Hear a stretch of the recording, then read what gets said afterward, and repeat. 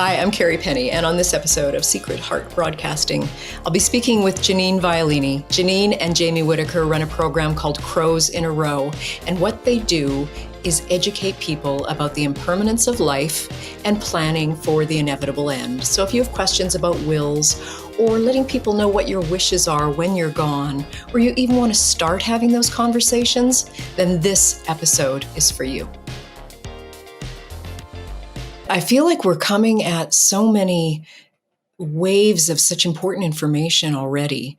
So we kind of scooted ahead to the better people we are once we've moved through grief. But I think the story you just shared, like how many people are dealing with active grief, and that's a thing. Like we're expected to somehow just, oh, I'm so sorry for your loss. See you at work on Tuesday. So let's talk a little bit about grieving and how, good Lord, that happened. Like everyone grieves. It doesn't matter how strong you are. Everybody grieves a loss. And we don't have maybe the tools to do it. For sure. I love the way you're speaking about it in the workplace, but, there's so much grief over so many things. If we just look at the energy of grief that would be in our country right now with all the beautiful Ukrainian grief that is here, and I call it beautiful because it's there to show up and show us, wake up.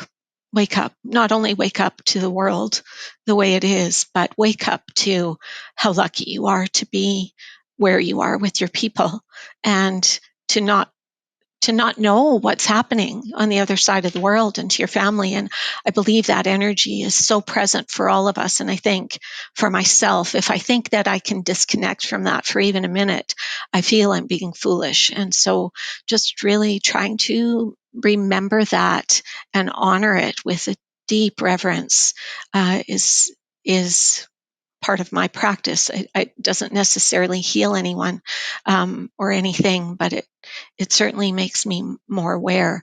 And I liken it to, my grandmother left Italy, my mom's mom, when she was 19, and never saw her mother again. And I was thinking how, our family, we have so few photographs in our family, and my grandmother had a little canister about this tall and wide, and those were her pictures. That's all she had with her when she came, because she brought one trunk. And so for my playtime with my nonna, because she lived with us, would be, oh, let's go open your canister. I loved the way it opened. And we'd look at all the pictures. She'd tell me who everybody was. And I didn't realize in those moments that she was grieving not being with them. And, she did get to go back in 1962, the year I was born, but her mom had already died then. And so for each of us, when we had our time to go back to Italy, we felt that grief. We walked into her house. Every one of us went at different times. There's 5 kids in my family. We each went on different trips, and we all had the exact same experience. When you walked over the threshold of the home that my grandmother grew up in and stayed in until she was 19, the tears just flowed. It's like this connection to that separation. And so, I feel like grief is so present. Honestly, there's so many questions going through my head right now. Like we've spoken about Death Cafe. We spoke about your business partner, Jamie. We've spoken about, grieving in the workplace. I want to ask a question about ritual. That my head is just humming. But what maybe we should do is take it right back to the beginning and talk about Crows in a Row. Like I've introduced you as the co-founder of Crows in a Row, and we didn't even talk about what does Crows in a Row mean. Absolutely, yeah. I guess really the moment was at my mom's funeral. So when she died, it was I would say, an expected death. She had dementia, Alzheimer's. She had been suffering with congestive heart failure. She was 88 beautiful years. And the last 6 months were for sure a challenge. We didn't really know a lot about palliative care. This was 2006. There was like one palliative nurse in Calgary at the time. So, really didn't know what we were doing. But at the time of her death, we had a lot of time. All my siblings and I were spending time caring for my mom in those final weeks and months. And you'd think we would have talked about her funeral, but we didn't. We all knew exactly what we wanted. It wasn't necessarily the same thing, though.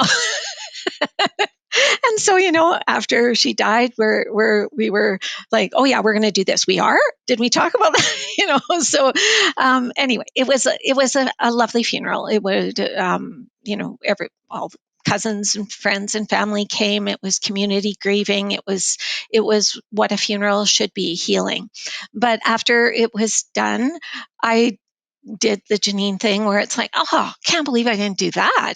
Oh, and so at the time, throughout my career, I've done a lot of work in event planning, and at that time, Jamie and I were teaching at SAIT together, and event planning was one of our specialties. And so I kept thinking, there's got to be more to event planning than corporate events. I need to help people plan funerals, because even when you're prepared and you have time to think about it, there's so many things I would have done differently.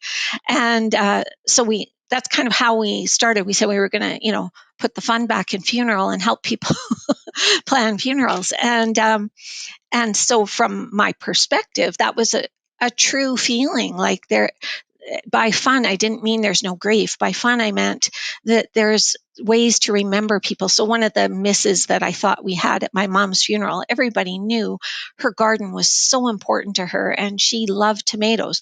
Why did we not have baby tomatoes for everybody to take home? And the smell of tomatoes in the room would have been like when she was harvesting, so simple things like that. Or, my mom worked as she was on the shirt press at a laundromat before she got married, and she loved that job. And then she taught each of us to iron well and to do it with such loving care, because that's what she did for my dad. And so, maybe a takeaway would have been, hey, everybody, this week, iron a shirt for someone you love and think of Lena. And so simple things like that I call fun. um, and, and so anyway, Jamie and I took to starting with friends and family and saying, okay, let's sit together. And if your funeral happened tomorrow, what would we do? What would you want? How would you want to be remembered? And so we worked with quite a few people in those early days. And the feedback we were getting is, having that conversation, I actually need to quit my job, or I need to change how I'm living, because when I think about how I want to be remembered, I'm not living the life I want to live. And so we realized that was sort of the tweak to, oh, there's more to this. And then, we started the studies, and then, like I say, everything changed from there for ourselves. Then we, met with Sarah Kerr, learned all about home funerals, and did some beautiful work in workshops there of the whole study of home funeral and how to care for our dead, and then the learning just continued from there. When we sort of finished our certificates in thanatology, a lot of the requests we were getting at that time, we had been hosting death cafes, which is a social franchise started in Switzerland, and the psychologist or sociologist who started it said, I just want people to be able to go for coffee and talk about death just like they go for coffee and talk about life. And so it's a wonderful premise. And so you have to follow specific guidelines, group directed conversation, that kind of thing. And so as Jamie and I were hosting over the years, first few years anyway, most of the comments we were getting back is, I actually thought we were going to get information. But that's one of the guidelines for calling it a death cafe, is you can't provide information. It has to be group directed conversation. And so we realized there was a very big need for people to come and learn about, what do I need to know about a funeral? Why do I have to have a will? Why, like all the pragmatic pieces. So that led us to building a program, and it's a 6-topic, 6-module, whatever you want to call it, program. We talk about funerals. We talk about what to do with your remains. We talk about all the paperwork. We talk about digital assets and what to do with that. Legacy, what that could mean, and the written word. How will you be remembered in written word? And so those 6 topics come as a full package. They can come as, where we might speak to a family who only wants to talk about the paperwork. So it's really the pragmatic logistical pieces around death, and often we find that's the door to the depth. And so if somebody's very, pretty comfortable talking about wills, because it's a very much more common topic in the world, or Western culture, I should say. So that's an easy in. And then, they might start to dig deeper, and then that's where the depth comes from. But for our program, we kept thinking, what are we going to call it? Like, yeah, it is, getting your paperwork and you're getting your ducks in a row, but that's, blah, blah, blah. and then we were in Seattle, Jamie and I and my husband, Tim, and we were, of course, at a week long, it was for work at the time for teaching, but there was a week-long art show going on for death and dying, which we were so excited about.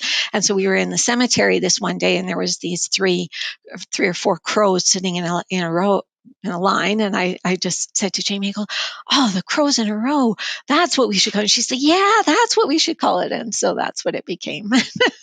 So not ducks in a row, the crows in a row. Yeah, and of course, because of their great teachings around crow funerals, and even just the way they are in sort of general culture, pop culture, the horror movies they're in, and often their association with the darkness of death. And we really believe that is the beauty of death. My favorite, I have many favorite crow stories, but one of my favorites is Theo Mitchell, one of our first people that we really cared for in his dying time.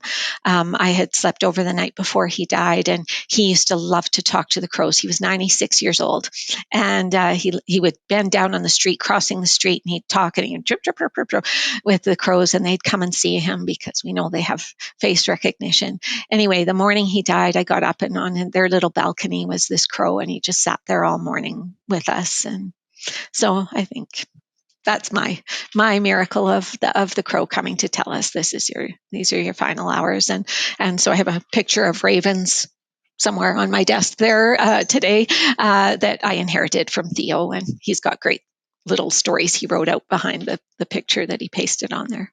Oh, I love that. Wow, there's so much in what you just said. And it's almost like a work back schedule. Like if you can see life as impermanent, Yeah, and we don't know the date, but working back and seeing all the things we need to plan, and also the person we need to be, right? Like making peace with who you are and still striving for who you want to be. Is that part of it? absolutely, for sure. Like I didn't even, I was unaware that I wasn't the auntie I wanted to be until I started to think about my aunties who were ancestors now. Had a beautiful experience in one of our meditations in Sarah's sessions, where we got to speak to someone as though they were an ancestor. And I said, do you miss touching us? Because I miss hugging my aunties so much. And the answer I got back, or heard back in my heart, was, every time you hug your nieces, you hug us all the way back, all the way back, all the way back. And so, sorry, that makes me cry every time I say it. But yeah, so now when I hug my nieces, I just feel Auntie Mary, Auntie Talia, all of them, yeah, with us, yeah, and all the ones I don't know, yeah. So this ancestor piece, and you and I both studied with Sarah Kerr, who was a fantastic and generous teacher. But this idea that we don't walk alone was, I kind of knew that before I studied with Sarah and with you in that group, but I absolutely knew that when, certainly when that work was over for me and when my mom died. It's like she's with me in a different way, which means that all the ancestors are with us in a different way, right? We carry, the energy moves forward, and we're that point in time while we're alive on the earth. That's what I think. I think so too. And for me, things are becoming less and less linear. So that's what I'm loving about the conversation, right? It's like, am I alive now? Is my mom alive now? Like, where are the layers of that? How does existence really work? I love that kind of thinking and that curiosity, but for sure, whether I will never know if any of that is scientifically true, but I can tell you I'm a better person because I believe that. So when, I have specific earrings that weren't from my grandmother, but they remind me of her. And so when I have a day where I need her to be with me, and what is it that I'm needing is, that I have one image of her where we would walk across the schoolyard to the corner store and I would be holding her hand, and I felt so special. And, and when I was sending out the messages to all my cousins, because she had many, many grandchildren, they all said, "Oh, she did this." And I felt so special. And I was like, darn, I thought I was the special one. I was the But most special. I was the most special.